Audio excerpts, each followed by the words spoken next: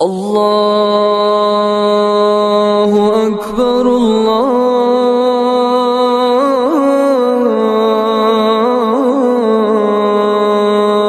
اکبر۔ السلام علیکم ورحمۃ اللہ وبرکاتہ۔ میرے اسلامی بھائیوں اور عزیز دوستو، رب ارحم الراحمین جل جلالہ کا فرمان عالی شان ہے، ان فی خلق السماوات والارض واختلاف اللیل والنہار والفلک التي تجري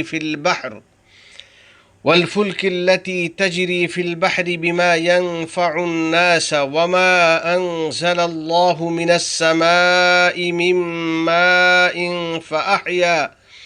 فأحيا به الأرض بعد موتها وبث فيها من كل دابة وتصريف الرياح والسحاب المسخر بين السماء والأرض لآيات لقوم يعقلون۔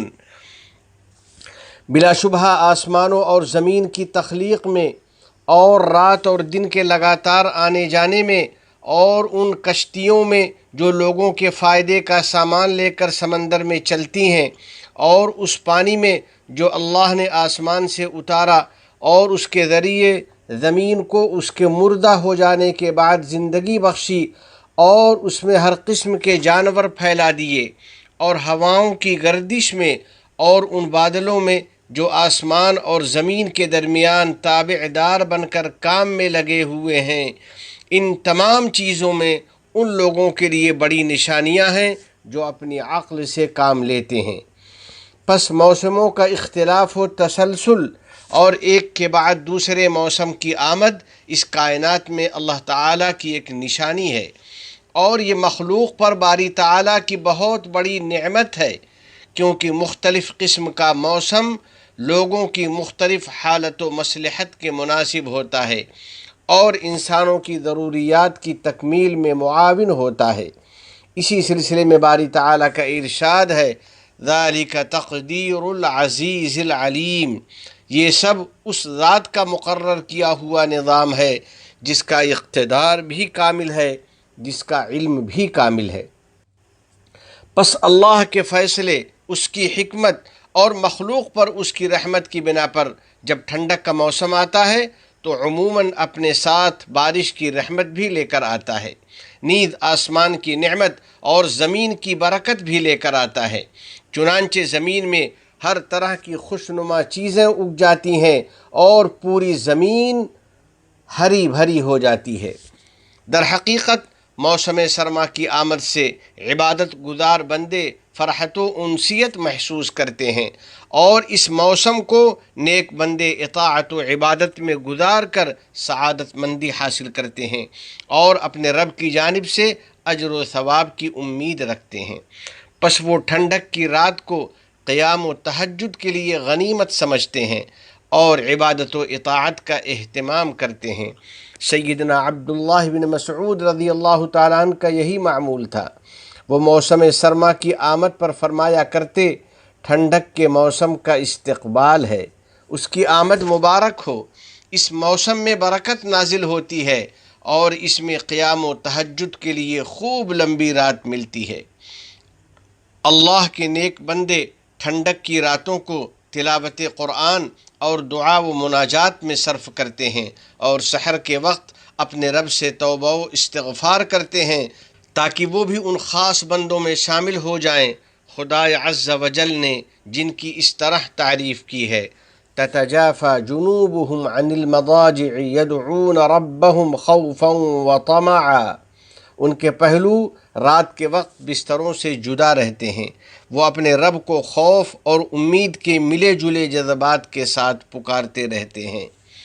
موسم سرما میں عبادت و تلاوت اور قیام و تہجد کا اہتمام کرنے والوں، یقیناً ٹھنڈک کی رات کی طوالت اہل و عیال کے ساتھ بیٹھنے کے لیے مناسب موقع ہے اور ان سے بات چیت کرنے کے لیے بہترین وقت ہے۔ اسی طرح اسٹڈی و مطالعہ اور علوم و مذاکرہ کے لیے بہت غنیمت ہے۔ دوسری طرف ٹھنڈک کا دن بہت چھوٹا ہوتا ہے اور اس کا وقت بڑا مختصر ہوتا ہے۔ اس کی فضا بھی ٹھنڈی اور معتدل ہوتی ہے۔ پس مومن بندہ اس وقت کو قیمتی سمجھتا ہے اور اس میں روزہ رکھنے کی پوری کوشش کرتا ہے۔ نبی کریم صلی اللہ علیہ وسلم نے ہمیں اس کی ترغیب دلائی ہے۔ الغنیمۃ الباردۃ الصوم فی الشتاء، ٹھنڈی اور آسان غنیمت و منفعت موسم سرما کا روزہ ہے۔ اسی طرح آدمی ٹھنڈی کے موسم میں اپنے کام کے لیے اور اپنی ذمہ داریاں پوری کرنے کے لیے صبح سویرے نکلتا ہے، اور یہاں رہنے والا آدمی امارات کے مزاج اور ماحول سے فائدہ اٹھا سکتا ہے اور بآسانی صبح سویرے اپنا کام شروع کر سکتا ہے۔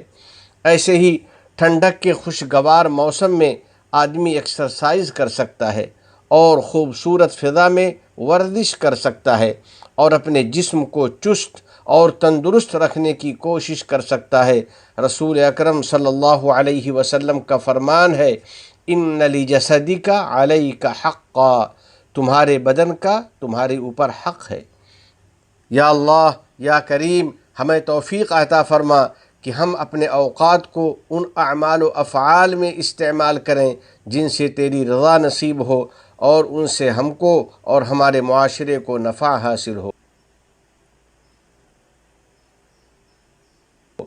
حضرات سامعین و رفیقان گرامی قدر، بلا شبہ ٹھنڈک کا موسم ایک بہترین وقت اور قیمتی موقع ہے۔ اس وقت کو ہمیں دین و دنیا کے فائدے کے لیے استعمال کرنا چاہیے۔ اپنے بچوں اور بچیوں کے لیے ٹھنڈک کے لباس کا نظم کرنا چاہیے اور ان کی پاکیزہ تربیت اور پرورش کرنی چاہیے۔